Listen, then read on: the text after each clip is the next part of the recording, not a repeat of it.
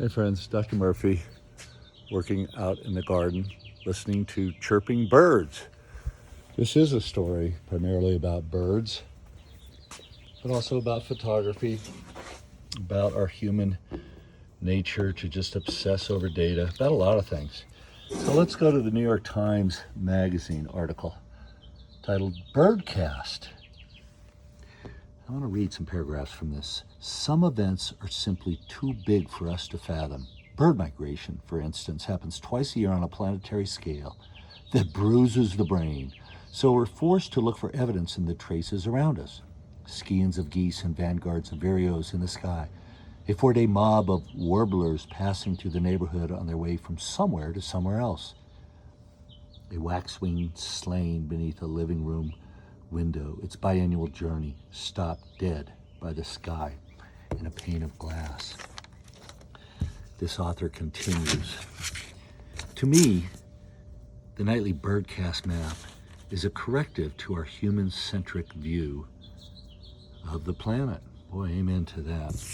And then I'm going to read the last paragraph as I go back to this scientific picture. Within this epoch, the thing that matters, a bird setting out on a journey 1,000 miles long, not data, but feather and bone, is still here. But Birdcast helps us see that one creature and ourselves as fractals of a larger picture in which we are infinitely smaller yet bound by conscience and consciousness to obligation.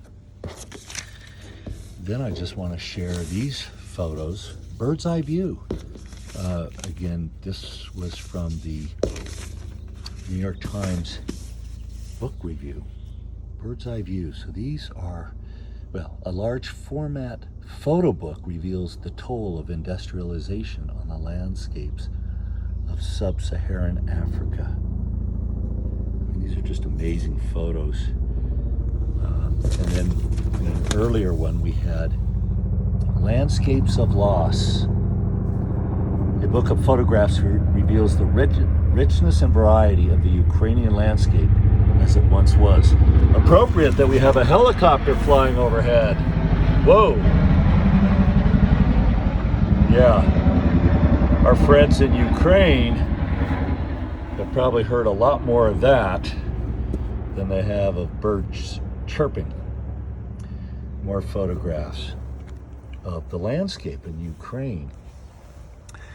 And, part of my story is that my dad encouraged me to start taking photos when I was, I think, 8 years old. And he had all these fancy cameras, Leicas and Canons and all that. And he taught me how to use them when I was a young kid.